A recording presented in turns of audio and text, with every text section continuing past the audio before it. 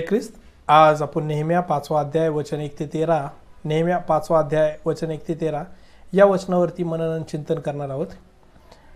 आणि आपल्या प्रत्येकाच्या जीवनामध्ये कधी ना कधी तरी आपण एखादा प्रोजेक्ट करतोच किंवा केलेला असेल आणि त्याचा अनुभव आज पुन्हा एकदा या संदेशाच्या रूपाने ताजा होणार आहेत। आणि ज्या वेळेस आपण एखादा प्रोजेक्ट करण्याचा प्रयत्न करतो त्यावेळेस ज्या घटना घडल्या असतील किंवा ज्यावेळेस आपण या पुढे विचार करू काय घटना घडतील याचा अंदाज या वचनामध्ये परमेश्वराने आपल्याला देव केलेला आहे। आणि त्यानुसार आपल्याला त्या परिस्थितीतनं मार्ग कसा काढायचा हे देखील परमेश्वराने या वचनाद्वारे आपल्याला सांगितले। या वचनासाठी आपण यावेळेस छोटीशी प्रार्थना करूया।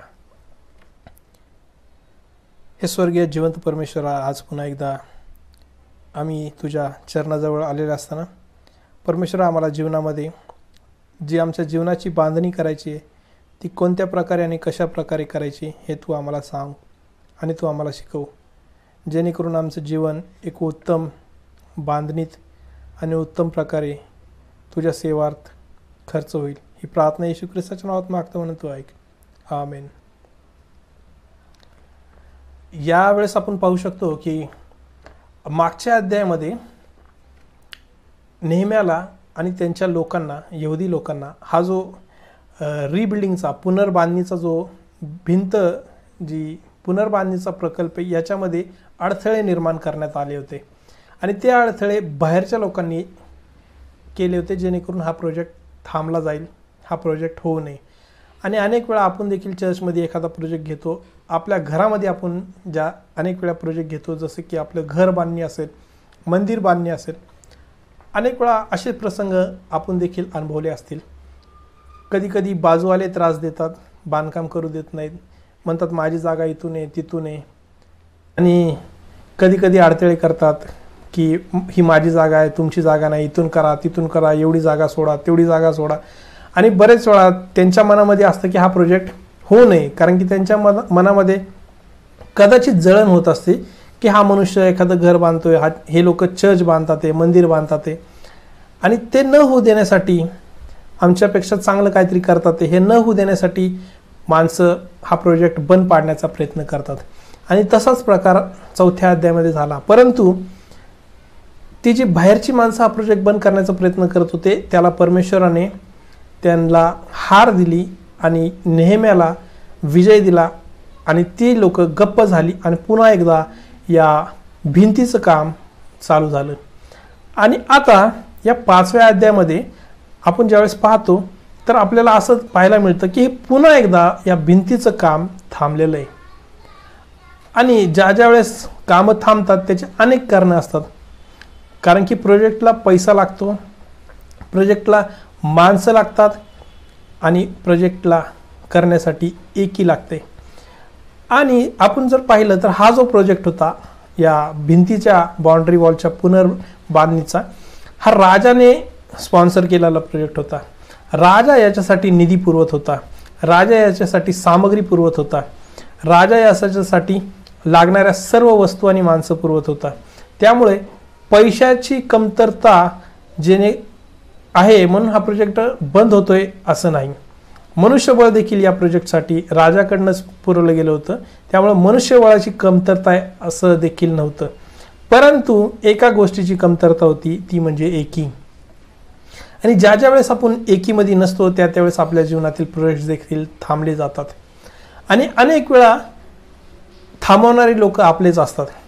अनेक वेळा आपण देखील पाहिलं असेल की ज्यावेळेस आपण मंदिराचा प्रोजेक्ट घेतो त्यावेळेस कमिटीमधनं जर 15 लोक 20 लोकांची कमिटी जर असेल, 15 लोक 16 लोक ठीक आहे आपण हा प्रोजेक्ट करूया असं म्हणतो, परंतु 1-2 माणसं अशी असतात ते म्हणतात या प्रोजेक्टची आम्हाला गरज नाही, मंदिराची आम्हाला गरज नाही, किंवा हा प्रोजेक्टच काही कामाचा नाही, या प्रोजेक्टने आम्हाला आमच्यावरती अधिक ताण बसेल, आमच्या खिशातनं अधिक पैसे जातील, आत्ताच आम्ही दशमान देतो, दान देतो, अनेक काही गोष्टी चर्चला लागतात ते देतो, आणि पुन्हा एकदा हा जर प्रोजेक्ट आला तर आम्हाला पुन्हा एकदा आमच्या खिशातनं पैसे द्यावे लागतील। आणि त्याच्यासाठी 1-2 माणसं असे असतात की ते विरोध करतात, आणि ती आपलीच असतात, ती आपलीच लोक असतात आणि ती विरोध करतात। परंतु 15 लोक त्यांना समजून सांगण्याचा प्रयत्न करत असतात की हा प्रोजेक्ट केल्याने आपल्याला काय फायदा होईल, मंदिर बांधल्याने किंवा मंदिराचा विस्तार केल्याने आणखीन लोक मंदिरात येतील, कदाचित मंदिर जुनं झालं असेल ते पाडून नवीन मंदिर बनवलं तर चांगलं होईल, कदाचित हे जुनं मंदिर अपघात होऊ शकतो, माणसं मरू शकतात म्हणून आपल्याला गरज आहे. परंतु 1-2 माणसं अशी असतात की त्यांचं म्हणणं असतं की नको, मंदिर बनवायचं नाही, प्रोजेक्ट नको, मंदिराचा असो किंवा कुठलाही प्रोजेक्ट असो नको. आणि काही माणसं विरोध करून त्याच्यामधनं काहीतरी काढण्याचा प्रयत्न करत असतात की मला याच्यातनं काय भेटते तरच सपोर्ट करायचा, नाहीतर विरोध करायचा. आणि अशा परिस्थितीमध्ये हा प्रोजेक्ट पुढं चाललेला असतो, अप्रूव्ह होतो, काम करण्यास पुढं चाललेला असतो. पण विरोधक थांबत नाहीत, विरोधक काही ना काहीतरी करतच राहतात आणि ते प्रोजेक्ट्सवरती प्रॉब्लेम्स निर्माण करण्याचा प्रयत्न करतात. आणि काही लोक या प्रोजेक्टमधनं आपला काय फायदा होईल हे बघण्याचा प्रयत्न करत असतात. आणि तसेच काही लोक, आपलीच लोक कसा आपलाच गैरफायदा घेतील हे या ठिकाणी आपल्याला पाहायला मिळतं. आणि गरीब हे जे यहुदी आहेत, गरीब जे ज्यूस आहेत, हे आता त्यांना असहाय्य झालंय. आणि कशा प्रकारे त्यांना असहाय्य झालंय ते आपण या ठिकाणी 2 अध्याय 5वा अध्याय 2 वचन 2 ते वचन 5 पर्यंत पाहू शकतो. ते म्हणतात, कित्येक म्हणू लागले की आम्ही आमची मुले व पुत्र कन्या मिळून बहुत जण आहोत, म्हणून आम्हाला जगण्यासाठी धान्य मिळाले पाहिजे. कित्येक म्हणू लागले धान्य मिळावे म्हणून महागाईमुळे आम्ही आमची शेती, द्राक्षांचे मळे व घर गहाण ठेवली आहेत. दुसरे कित्येक जण म्हणू लागले की राजाचा कर भरण्यासाठी आमच्या शेतांवर व द्राक्षांच्या मळ्यांवर आम्ही पैसा काढला आहे. वस्तुतः आमची शरीरे आमच्या भाऊबंधक्यांच्या शरीरासारखीच आहेत व आमची मुळे बाळे त्यांच्या बाळांसारखीच आहेत. पहा, आम्ही आपले पुत्र व कन्या यांना दास्य करण्यासाठी गुलामगिरीत ठेवले आहे. आमच्या काही कन्या दासीत होऊन राहिल्या आहेत. त्यांना सोडवण्याची आमच्यात काही ताकद राहिली नाही, कारण आमची शेती व द्राक्षमळे दुसऱ्यांच्या हाती गेले आहेत. परमेश्वर करू वाचलेली वचने आपण प्रत्येकासाठी आशीर्वादित करू. आणि अशी परिस्थिती झाली आहे की ते दास्यातनं या ठिकाणी आले होते. परमेश्वराने त्यांना बाबेलच्या दास्यातनं काढून कनान देशामध्ये आणले, दुधामध्यच्या प्रदेशामध्ये आणले, वचनबद्ध देशामध्ये आणले. आणि जी त्यांची सुटका होती, परमेश्वराने बंदिवासातून ती त्यांना सुटका दिली होती, मुक्तता केली होती, फ्रीडम दिलं होतं. आणि आता पुन्हा एकदा ते ट्रॅपमध्ये फसलेत. आणि कसे फसलेत की त्यांना अन्न मिळत नाही आहे, त्यांच्या परिवारांना जगवण्यासाठी त्यांना अन्न मिळत नाही आहे. दुसरी गोष्ट म्हणजे की दुष्काळ पडला आहे. तिसरी गोष्ट म्हणजे की त्यांना टॅक्स द्यावा लागतो राजाला. आणि या गोष्टींमुळे एकतर त्यांना अन्न का मिळत नाही आहे, कारण की त्यावेळेस दुष्काळ पडला होता. आणि प्रत्येक हा जो यहुदी व्यक्ती होता हा या प्रोजेक्टवरती काम करत होता आणि याचे त्याला पैसे मिळत नव्हते. आणि जर तो शेतात कोणाच्या तरी कामाला गेला असता तर त्याला मजुरी मिळाली असती आणि जेणेकरून त्यांनी काहीतरी विकत घेऊन त्याच्या परिवाराचं उदरनिर्वाह केला असता. परंतु दुष्काळ पडलाय आणि दुष्काळ नैसर्गिक असतो किंवा मानवनिर्मित असतो, परंतु हा जो दुष्काळ आहे हा मानवनिर्मित दुष्काळ आहे. आणि दुष्काळ म्हणजे काय की एखाद्या गोष्टीची कमतरता. आणि या ठिकाणी अन्नधान्याची कमतरता आहे. कशामुळे? कारण की शेतात कोणी काम करत नाही आहे, सर्वजण या भिंतीच्या प्रोजेक्टवरती काम करतात आहे. आणि त्याच्यामुळं शेतात काम न केल्यामुळे शेतातलं उत्पन्न कमी झाले आणि उत्पन्न कमी आणि खाणारे जास्ती, त्याच्यामुळं महागाईचा भडका उडाला आहे. आणि उत्पन्न नसताना एखादी महाग वस्तू घेणं म्हणजे अवघड, परंतु अन्नधान्य तर घ्यावंच लागेल. म्हणून या लोकांनी उधार पैसे, व्याजाने पैसे घेतलेत. कोणाकडून? तर आपल्याच लोकांकडून. आणि त्यांनी व्याज दर 12% लावलाय वर्षाला, जो की त्यावेळेस खूप महाग होता. एकतर हाताला काम नाही जेणेकरून पैसा मिळेल, महागाई वाढली आहे, राजाला कर द्यायचा आहे. आणि या सर्व परिस्थितीमध्ये त्यांचं जगणं असहाय्य झालंय. आणि त्यांची मुलं दुसऱ्यांकडे गुलाम म्हणून कामाला गेलीत, जेणेकरून ते त्यांचं कर्ज फेडू शकतील, त्यांचे जे शेत आणि घरं जे घाण ठेवलेत ते सोडवू शकतील, त्यांना काहीतरी खायला मिळेल. आणि अशा परिस्थितीमध्ये दुःखित अंतःकरणाने हे सर्वजण नेहम्याकडे आलेले आहेत आणि हे नेहम्यापुढे रडतात आहे की तू आमचा नेता आहे, तू आम्हाला आमच्या परिस्थितीमधनं बाहेर काढ. आणि ज्या वेळेस एखाद्या प्रोजेक्टवरती मनुष्य काम करत असतात आणि अशी परिस्थिती येते त्यावेळेस त्यांचं लक्ष त्या प्रोजेक्टवर राहत नाही.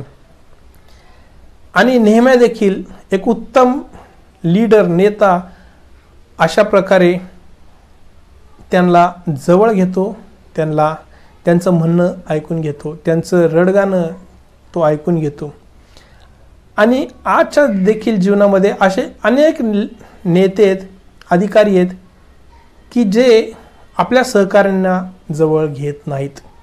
ते ओपन डोअर पॉलिसी मानत नाहीत.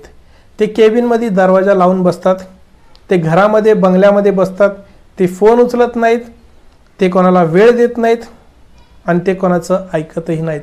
ते त्यांचं रडगाणं ऐकत नाहीत. त्यांना असं वाटतं की ही जी मला लीडरशिपची पोझिशन आहे ही मला बंगला, गाडी, नोकर चाकर आणि साहेब म्हणून घेण्यासाठी परमेश्वराने दिलेली आहे. परंतु ही जी लीडरशिपची जी पोझिशन आहे ही परमेश्वराने दुसऱ्यांना त्यांच्या संकटातून बाहेर काढणे, त्यांना मदत करणे, त्यांची मुक्तता करणे याच्यासाठी दिलेली आहे. हे कुठंतरी अधिकाऱ्यांनी भान ठेवणं गरजेचं आहे. असे अनेक अधिकारी आहेत की जे म्हणतात प्रोजेक्ट राहिला तरी हरकत नाही, पण माझी किंमत कमी झाली नाही पाहिजे, मी कोणाचा फोन उचलणार नाही. आणि ते फोन न उचलता असं भासवण्याचा प्रयत्न करतात की मी खूप बिझी आहे. काम त्यांच्याकडं त्यांची कामं झालेली असतात, कारण की त्यांनी कामं वाटून दिलेली असतात. ते फक्त ओव्हरसिअरचं काम करत असतात, बघण्याचं काम करत असतात. परंतु तरी देखील ते असं भासवतात की मी खूप बिझी आहे, कोणाला वेळ देत नाहीत, कोणाचा फोन उचलत नाहीत. परंतु या ठिकाणी आपल्याला नेहम्यासारखं शिकलं पाहिजे. एखादा दुःखित ज्यावेळेस आपल्याकडे येतो आपण त्याला वेळ दिली पाहिजे, आपण त्याचं गारणं ऐकलं पाहिजे. नेहम्या या लोकांना वेळ देतो. हे गरीब लोक होते तरी देखील नेहम्याने त्यांना वेळ दिली आणि नुसतीच वेळ नाही दिली तर नेहम्याने त्यांना शांत रीतीने ऐकून घेतलं. आणि ऐकून ज्यावेळेस घेतलं त्यावेळेस नेहम्याने उत्तम प्रकारे काम करण्याचा प्रयत्न केला. कारण की ही लोक जे गारणं घेऊन आले होते ते श्रीमंतांच्या विरोधात घेऊन आले होते. आणि आताचे काही नेते असे असतात, काही अधिकारी असे असतात की एखाद्या श्रीमंताच्या बद्दल काही गारणं घेऊन आले तर ते आपल्याला समजवण्याचा प्रयत्न करतात. श्रीमंत आहे, तू ॲडजस्ट करून घे, त्याला काय बोलायचं, तूच ॲडजस्ट करून घे, तू समजून घे, सहन कर सहन कर सहन कर. आणि त्याला जाऊन सांगतात की मी त्याला शांत केलंय, तुम्ही मला काहीतरी द्या, तुम्ही मला काहीतरी द्या. आणि इकडे याला म्हणणार सहन कर, तिकडे म्हणणार मला काहीतरी द्या. परंतु नेहम्याने असं केलं नाही. नेहम्या चिडला. आणि आताचे जे काही अधिकारी असतात ते गारणं घेऊन जाण्यावरती चिडतात की तू कशाला आला माझ्याकडे हे घेऊन, माझ्याकडे नाही यायचं या गोष्टीसाठी, तुझं तू काय करायचं तिकडे कर. तो मनुष्य पैसेवाला आहे, त्याच्याकडे पावर आहे, तू माझ्याकडे गारणं घेऊन येऊ नको. ते गारणं आणणाऱ्या लोकांवरतीच भडकतात. परंतु नेहम्या भडकला, परंतु कोणावर हे महत्त्वाचं आहे. नेहम्या भडकला आणि त्यांनी परमेश्वराशी सल्लामसलत केली. म्हणजे कसं की त्यांनी परमेश्वराला प्रार्थना केली आणि या परिस्थितीचं उत्तर किंवा मार्ग मागून घेतला. काय आपण ज्या वेळेस चिडतो, रागावतो, आपण जे गारणं घेऊन आलेत, जे अडचणीत आहेत त्यांच्यावर चिडतो का आपण जे अन्याय करतात त्यांच्यावरची चिडतो, हा आपल्याला समजून घेण्याचा प्रश्न आहे. आणि ज्यावेळेस परमेश्वराने त्याला उत्तर दिलं त्याचं उत्तर हे होतं की जाऊन त्यांना दटव, जे अन्याय करतात त्या लोकांना बोलव आणि त्यांना सांग की तुम्ही आत्ताच्या आत्ता हे थांबवलं पाहिजे. आणि म्हणून नेहम्या जे अन्याय करत होते त्यांना बोलवून घेतो आणि सगळ्यांसमोर त्यांना दटावतो आणि सांगतो की तुम्ही या गरिबांकडून जे जे काय लुटलंय, जे जे काय घेतलंय, मुद्दल आणि आत्तापर्यंतचं व्याज तुम्ही त्यांना पुन्हा एकदा देऊन टाका.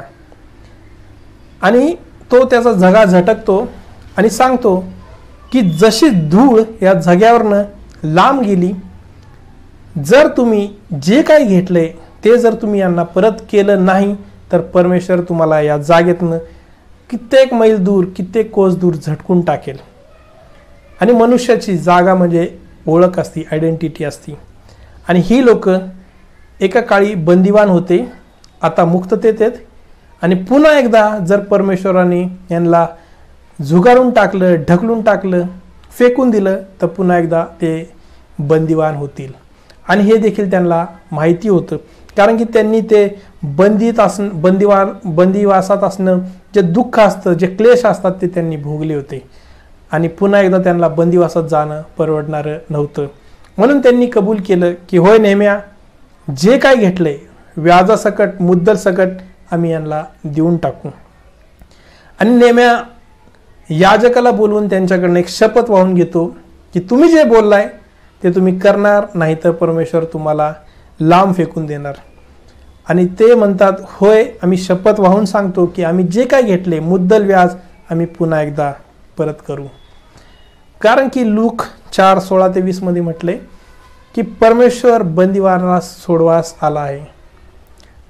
आणि हेच आपलं काम आहे. ज्या ज्या परिस्थितीमध्ये बंदित असतील, बंदिवान परिस्थितीमध्ये असतील, त्यांना आपण सोडवण्याची गरज आहे. परंतु या ठिकाणी असं दिसतं होतं की आपलीच लोक आपल्याच लोकांना बंदिवान करत होते, त्यांच्याकडून अन्यायाने लुटत होते, त्यांच्याकडून काढून घेत होते, त्यांना गुलाम बनवत होते. परंतु परमेश्वराचा मार्ग मुक्तीचा मार्ग आहे, परमेश्वराचा मार्ग शांतीचा मार्ग आहे. आणि तोच मार्ग नेहम्याने देखील अवलंबला आणि निर्णय दिला. परमेश्वर आज देखील आपल्याला सांगतोय की तुम्हाला अधिकारी म्हणून बसवलंय. तुम्हाला जे अडचणीत आहेत, जे गोरगरीब आहेत, त्यांना त्या जाचातून, त्या त्रासातून सोडवण्याची परमेश्वर संधी देतोय. तुम्ही त्यांना सोडवता किंवा श्रीमंताकडून, लुटारूंकडून, जे ह्यांना लुटतात आहे, अन्याय अत्याचार करतात आहे, त्यांच्याकडून काही घेऊन तुम्ही यांना शांत करतात आहे. ही आज आपल्याला समजण्याची वेळ आहे. जसं नेहमीने वेळ दिली एखाद्याच्या अडचणीसाठी, ऐकून घेतलं आणि त्यांना त्यांच्या जीवनामध्ये मार्ग देऊन तोडगा काढला, तशाच प्रकारे आपल्याला देखील जो आपला सहकारी आपल्याकडे येईल अडचणीच्या परिस्थितीमध्ये, आपण त्याला सर्वप्रथम वेळ दिला पाहिजे. आपण त्याला त्याच्या मार्गातून योग्य मार्ग देऊन त्याला सुटका केली पाहिजे. आणि जे असं चुकीचं काम करतात ते आपण त्यांना दटावलं पाहिजे. परमेश्वर करो आपल्या प्रत्येकाला नेहम्यासारखा एक नेता, नेहम्यासारखा एक अधिकारी आणि ख्रिस्तासारखा अधिकारी आपल्याला बनवण्यास सहाय्याने मदत करू. God bless us all. मी आपणा प्रत्येकास विनंती करेल की तुम्ही हा संदेश इतरांपर्यंत पोहोचवूया.